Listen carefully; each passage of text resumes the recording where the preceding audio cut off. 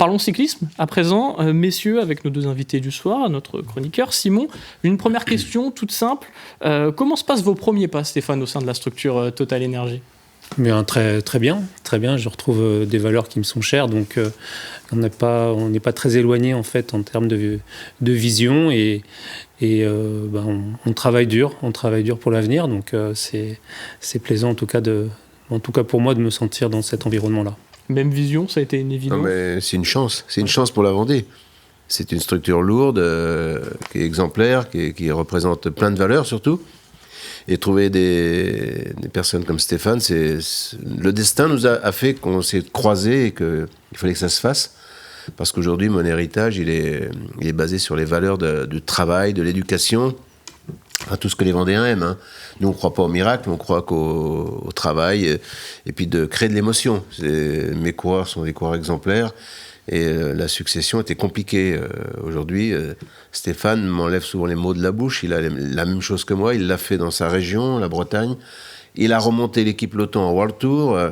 Donc on a beaucoup de chance et mes coureurs le sentent et lui rendent bien. C'est sans doute le meilleur recrutement de l'équipe. Et comment ça s'est fait du coup ? Parce que c'était en fin d'année, l'officialisation ? On s'est croisés parce que Stéphane est un manager exemplaire. Moi, il connaît mes valeurs. On était toujours en phase. Et d'ailleurs, pour une anecdote, pour expliquer où on va, le sport de haut niveau va pas forcément dans le bon chemin. Stéphane, en tant que manager général, donc mon collègue, mon concurrent, était le seul qui m'appelait pour pas faire des surenchères débiles qui nous empêchent de payer les ouvriers, nous empêchent de payer les capitaines, nous empêchent de travailler ceux qui travaillent dans l'ombre. Parce qu'il faut bien en parler. Ceux qui font monter les prix, ce sont les agents. Donc Stéphane avait ce réflexe élégant et je trouvais que c'était intéressant de mettre les valeurs du sport. Les valeurs du sport, c'est pendant la compétition.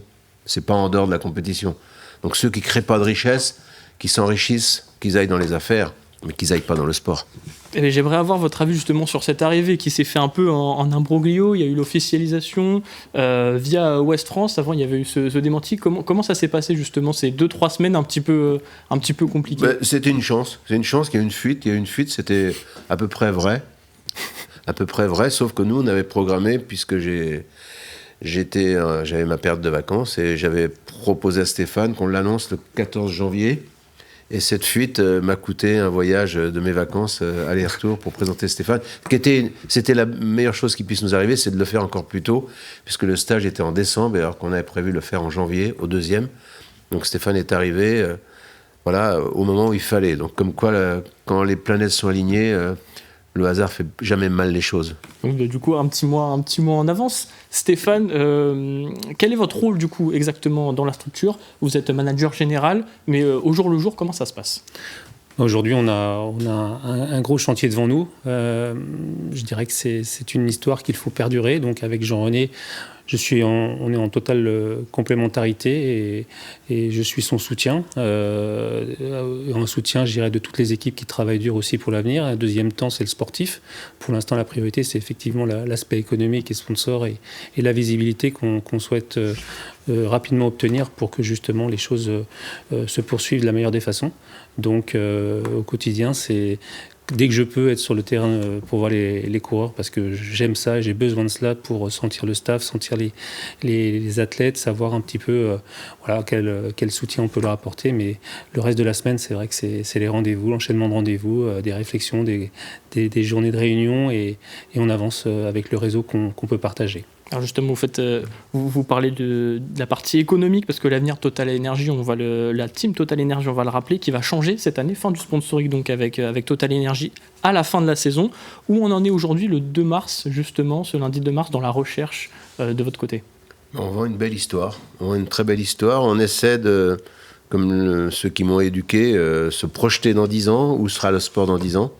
Donc avec Stéphane, on en parle beaucoup et il est totalement en phase avec...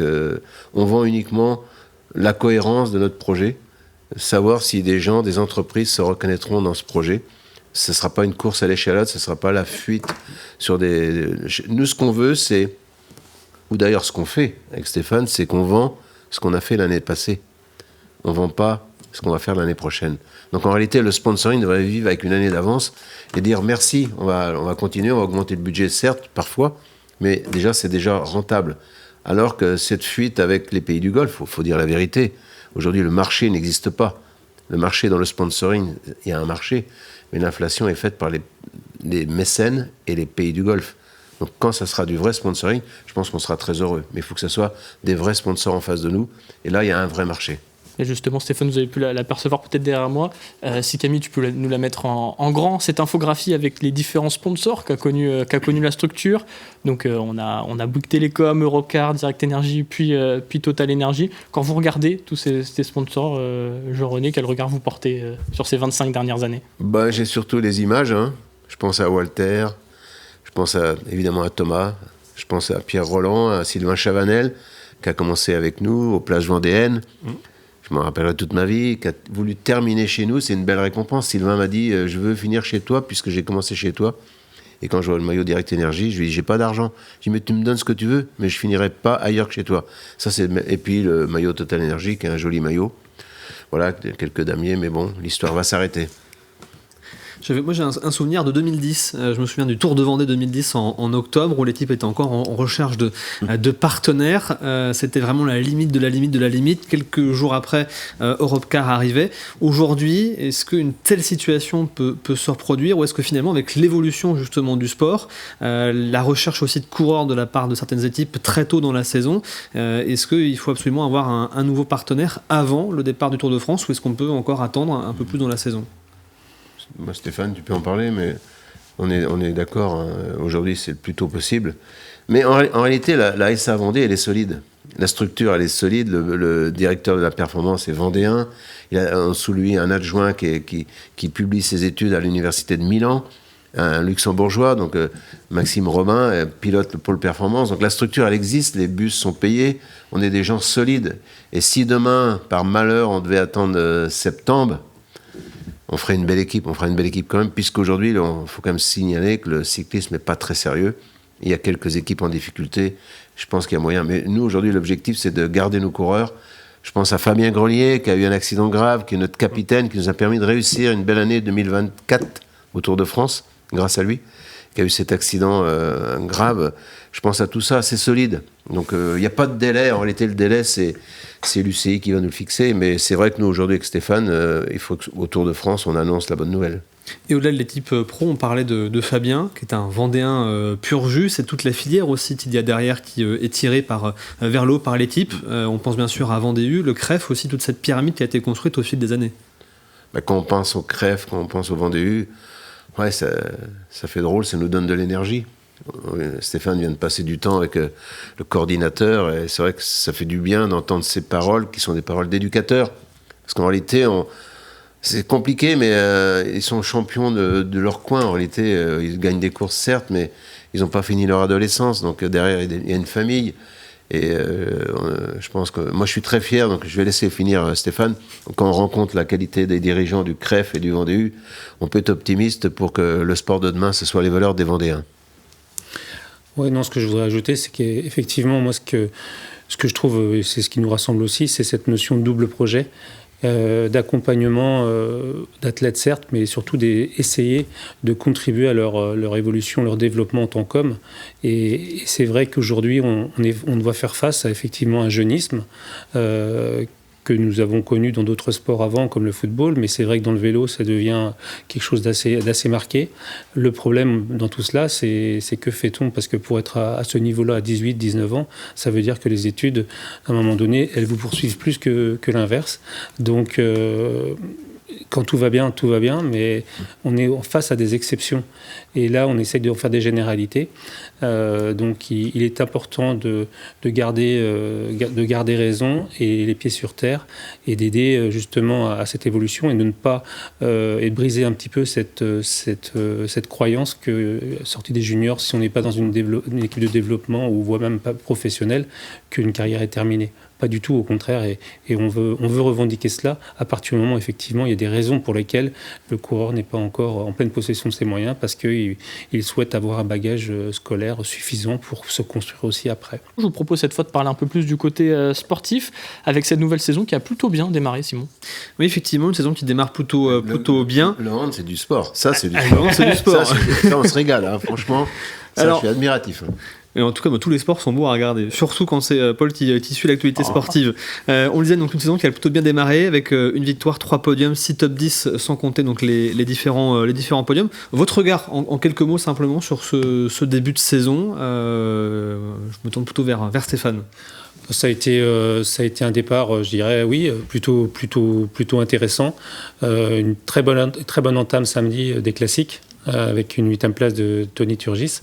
Et c'est vrai que la victoire de Jason fait aussi beaucoup de bien au groupe, parce qu'on n'a pas été épargné par les nombreuses blessures ou différentes maladies. Donc tout ça donne du baume au cœur à tout le monde, et on est récompensé un petit peu d'une certaine façon. Un petit mot justement sur les blessés. Lorenzo Manzin a été victime d'une chute assez importante à la classique VAR. Fabien Grelier, on l'a vu en début de saison, a eu une très grosse chute en descente. On a eu très très peur pour lui. Et puis Jordan Jegat aussi, avec toujours cette douleur au genou. Quelles sont un petit peu justement les nouvelles de ces 3 coureurs? Je dirais que tout va dans le meilleur des sens. C'est vrai que c'est un petit peu plus long pour Fabien, parce que c'est vrai que c'était une blessure compliquée. Jordan a désormais un entraînement, je dirais, normal pour un athlète de haut niveau. Lorenzo, effectivement, a eu une commotion cérébrale, donc ça demande un protocole de revalidation, mais on va dire que c'était pas non plus hyper important. Donc il va rapidement reprendre aussi le chemin de la compétition. Thibaut Garnalec devrait retrouver, je dirais, la compétition à la fin du mois. Donc tout ça fait que c'est plutôt l'infirmerie se désemplit, c'est très bien. Un mot sur, on n'a pas des résultats donc de l'équipe pro, mais un mot aussi sur le Vendée U. On en parlait avant de prendre le direct, ça encourage lorsqu'on voit les résultats du Vendée U en ce début de saison, des victoires à l'Essor-Basque au circuit des plages vendéennes, carton plein aussi ce week-end à la fois en Bretagne et aussi en Loire-Atlantique sur la vallée de la Loire. Ça vous motive aussi, j'ai envie de dire, dans la préparation de la suite? Forcément, puis là on n'est pas forcément très surpris des résultats, parce qu'on sait qu'on a un gros cru cette année, mais c'est vrai que de voir se concrétiser sur le terrain, c'est encore mieux. Donc ils sont présents, et c'est toute la philosophie de la structure de Vendée Cyclisme. C'est vrai que on construit, on développe, on détecte des talents, et l'important pour nous, c'est effectivement de pouvoir les amener au meilleur des niveaux, pour que justement ils puissent vivre leur rêve, et puis continuer l'histoire avec nous. Et puis en parlant de talent, vous avez vu à l'image Émilien Jagnard, qui est lui qui a fait toutes ses classes, qui a fait le CREF, qui a fait ensuite Vendée U, maintenant Total Énergie. Le Vélo Club des Herbiers. Vélo Club des Herbiers. Et puis un petit mot aussi sur les recrues qu'il y a eu cette saison, notamment Théo Lévesque, qui était au Vendée U, les 5 recrues cette année. Oui, Théo Lévesque était champion de France l'an passé à la maison, aux Herbiers. C'est forcément un moment particulier à vivre. Geoffroy Bouchard aussi, qui a rejoint l'équipe cet hiver, cours d'expérience. Excellent grimpeur, et il n'a plus à le prouver. On imagine que sa venue, peut-être aussi, est une manière de pouvoir aussi accompagner Jordan Jegat sur des courses par étapes un peu plus importantes. Ouais, du coup, les objectifs de Jordan ont été un peu plus reportés, mais c'est vrai qu'on a forcément le mois de juillet en ligne de mire. Et effectivement, un coureur comme Geoffroy Bouchard peut être un superbe support. Pour l'instant, on est encore un petit peu loin de tout critère de sélection, mais c'est un peu l'objectif qu'on s'est fixé. L'important est que chacun puisse progresser et toucher son meilleur niveau quand le temps sera venu. Alors on le voit, le Vendée U se porte bien d'un point de vue sportif, les teams Total Energy se portent aussi plutôt bien d'un point de vue sportif, ça donne envie. Je voulais aussi avoir votre vision à tous les deux sur l'évolution du cyclisme. On a vu le vélo qui a beaucoup changé ces dernières années. Alors on a parlé de la course au budget pour les grosses formations un petit peu tout à l'heure. Le jeunisme, on l'a aussi évoqué. On a la sensation d'avoir un sport aujourd'hui où il n'y a plus vraiment de certitude. Comment vous vivez toutes ces évolutions, à la fois cette course au budget, les recrutements de plus en plus tôt des coureurs avec des coureurs qui parfois sont contraints d'arrêter à 24, 25 ou 26 ans. Même avant, non, ce qui est important, mais la phrase qu'on a utilisée, c'est on courbe l'échine. On sait que le tour sera toujours le tour, on sait qu'il y a une course à l'échalote, on sait qu'il y a des équipes qui sont en difficulté. Nous, on ne veut pas vendre notre âme. On a vendu, on est transparent sur les budgets, on ne cherche pas à rentrer dans le top 4 comme certains, pour être 5e équipe mondiale. On veut créer de l'émotion, de l'éducation. Les coureurs ont 2 objectifs chez nous, c'est créer des vocations et créer une émulation autour d'eux. Rayonner. Nous, avec Stéphane, on doit être crédible et attractif. Travailler sur l'attractivité. Donc aujourd'hui, si c'est de la consommation, moi j'ai aucun problème pour disparaître. Parce qu'aujourd'hui, on consomme. Il y a quand même 14 coureurs français de 22 ans qui sont ex-pro. Alors tous les gamins qui ont des agents dans les grandes courses comme hier, il y a un jeune Vendéen qui a été approché par une équipe étrangère. Il faut qu'on s'occupe de l'éducation, il faut qu'on connaisse les parents. Il faut savoir que si le projet leur convient, et à la limite s'ils ne nous méritent pas, qu'ils y aillent, hein, mais on va plutôt inverser la tendance, on leur dit vous ne nous méritez pas. Parce qu'aujourd'hui on peut annoncer chez nous, tous les coureurs qui se sont plantés, et tous ceux qui accomplissent, le plus bel objectif de la vie, c'est d'accomplir ses rêves. Et la plus grande richesse, vous savez ce que c'est ? C'est de choisir sa fin de carrière. Ça, c'est la plus grande richesse. Alors tout le reste, c'est pas très compliqué avec les réseaux sociaux, avec l'informatique. On va vous trouver toute la liste de ceux qui ont voulu gagner du temps. Alors, si un junior aujourd'hui a besoin d'un contrat pro pour dire qu'il va y arriver, bah déjà, il ne nous intéresse pas. Il ne nous intéresse même pas. Stéphane est d'accord avec moi. Alors, ce qui se passe avec le Vendée U, avec le CREF, avec le talent, ils ont fait une bonne entame aussi en Belgique, le CREF. Ben, est-ce qu'ils nous méritent ? Donc nous, on fera notre travail, on n'ira pas au-delà, et on va garder. Et aujourd'hui, ce qui se passe au Vendée U, pourquoi ça marche ? Parce qu'on a une réputation. Et puis ce qui est important pour moi et pour Stéphane, c'est que derrière, il y a une maman et un papa. Est-ce que notre enfant, on le laisse entre bonnes mains ? Est-ce qu'il va finir son adolescence entre bonnes mains ? Ça a quel prix, ça ? Alors, je suis vendéen jusqu'au bout, et il faut qu'on marque les esprits en disant le sport fait les hommes. Le sport permet à ce que la société soit meilleure. On n'est pas là pour les consommer. Alors, je ne sais pas où est le plaisir. Moi, je suis heureux de ma vie. Je préfère la mienne à celle de Johan Brunel, par exemple. Je préfère la mienne à Stéphane, je pense qu'il va dire pareil sur Biannery, préfère être à la sienne. Alors, voilà, qu'ils soient riches d'accomplir des rêves, tous ces coureurs. Cette course à l'échalote, justement, comme tu le dis, Journée, est-ce qu'elle va s'arrêter un jour ? On a l'impression qu'on est toujours dans la recherche. On est en France, on va parler de la Ligue, on va parler de la Fédération. Il y a l'URSSAF. Moi, je suis content de payer des impôts. Je suis content qu'il y ait des charges. Il faut que ça soit bien réparti. Il faut que nos hommes politiques prennent à corps ce problème. Le sport de haut niveau, on paye des charges, on paye tout. On est bien handicapé. Mais c'est la vie, parce qu'on est heureux en France. Moi, j'ai voyagé dans le monde entier. Putain, que la France est belle, bon sang. Qu'elle est belle. Alors ceux qui ne sont pas d'accord s'en aillent de la France. Mais aujourd'hui, on est content de payer des impôts, et aujourd'hui, le sport devrait inculquer ces valeurs profondes de bien se nourrir, d'être en bonne santé. Le sport doit permettre aux gens d'être meilleurs. Alors le sport de haut niveau, ça doit être que ça. Donc, Stéphane est d'accord, n'est-ce pas ?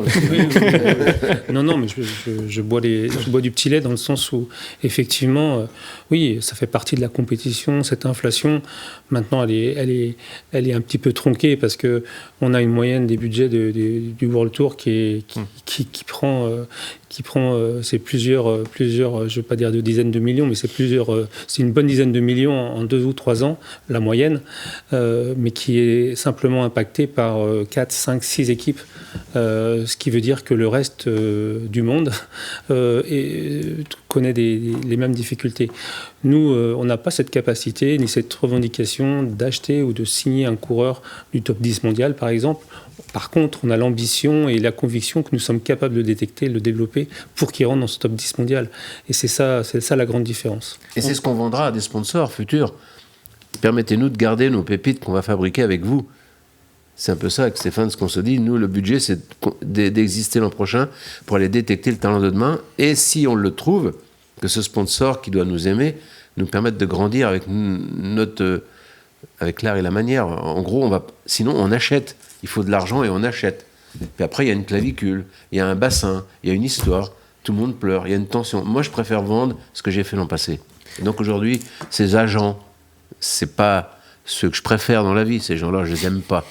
Mais ces agents qui font monter les prix au détriment de pouvoir qu'on ait les moyens de payer les équipiers qui n'ont pas la gloire, les résultats, qui n'ont pas cet argent, mais qui sont aussi pères de famille, comme le leader. Alors, ils n'ont pas compris ce qu'était le sport. On évoque justement d'ailleurs régulièrement dans les médias, chez des coureurs, la création d'un budget cadre, d'un budget limite pour les équipes ou de salary cap. Est-ce que ça peut être, entre guillemets, une piste de solution pour dire, voilà, on répartit un petit peu mieux les choses entre tout le monde, ou est-ce que finalement c'est juste une prise de conscience à avoir pour l'ensemble des acteurs ? Nous, on fonctionne en pyramide. Quand Sagan nous a rejoints, il a fait les 4 jours de Dunkerque, il a fait le Tour de Vendée. Et aujourd'hui, il n'y a pas une star qui fait... Parce que la star, elle passe 3 mois en altitude, donc elle ne peut pas courir pour manger le gâteau. Et aujourd'hui, c'est tout ça qui est en jeu. Si demain, les organisateurs sont heureux, vous êtes bien placés pour en parler, bah, tout ira bien. Donc nous, on veut vivre dans ce monde-là, un monde qui aille bien, puis qu'on trouve notre place. Eux, l'escalade, c'est les points, c'est le podium du Tour, mais j'ai un scoop, il n'y aura qu'un vainqueur du Tour. Il y aura plein de déçus. Alors nous, on trouve notre place avec l'obsession du collectif, et puis être aimé, parce que pourquoi l'équipe est populaire, c'est parce qu'on est des gens vrais, tout simplement, des vraies personnes, comme Stéphane, dans sa région, il rayonne, chez moi en Vendée, tout simplement. On va vendre ça. Un mot aussi sur les anciens coureurs, justement, dans cette recherche de partenaires. J'avais une pensée, par exemple, pour Thomas Vauclair, Sylvain Chavanel, Péric Quémeneur, d'autres qui sont restés aussi dans le département. Est-ce que, justement, vous ont envoyé des messages pour vous demander où vous en étiez, pour vous dire on a envie aussi de vous aider, de vous accompagner, parce qu'on a vécu de belles choses au sein de l'équipe, on n'a pas envie, justement, de voir la page s'arrêter? Non, Thomas restera profondément dans notre cœur, hein. Il a eu la proposition de me succéder, il ne l'a pas voulu, mais c'est quelqu'un que j'aime énormément, on n'oubliera jamais. D'ailleurs, dans le manoir, il y a une salle qui s'appelle la salle Thomas Vauclair, en haut. Non, Périg a une belle reconversion avec une belle entreprise vendéenne et Véranda Rideau. Non, mais ils ont marqué leur passage dans la SA avec la propreté et puis l'envie de se surpasser. Ils se sont surpassés. Mais quand Thomas a réussi, il y avait toujours une petite patte made in Vendée. C'était quand même un collectif derrière, un équipier sacrifié ou deux parfois. Et ça fait chaud au cœur. Et c'est vrai qu'on rêve de le réaliser encore. Et c'est vrai qu'on va gagner sur le Tour. Ça, c'est une certitude. Mais j'espère que cette victoire future, elle sera l'œuvre de l'équipe plutôt qu'un phénomène seul. Merci beaucoup, messieurs. On a encore un petit peu d'émission, on a encore 3-4 minutes si vous voulez. Mais Stéphane a sans doute plein de choses à dire, puisque moi, si je suis là aujourd'hui, c'est avec Stéphane, j'ai un vrai projet, c'est d'élargir la pyramide en Vendée, parce qu'à l'origine, comme je suis un peu... Voilà, j'ai la chance d'aller au bout de mes idées, on ne m'écoute pas à Paris, donc mon principe, c'est de le faire pour être copié après. Donc le prochain projet, je ne l'annoncerai pas ce soir, mais il est très vendéen et ça sera axé sur la jeunesse.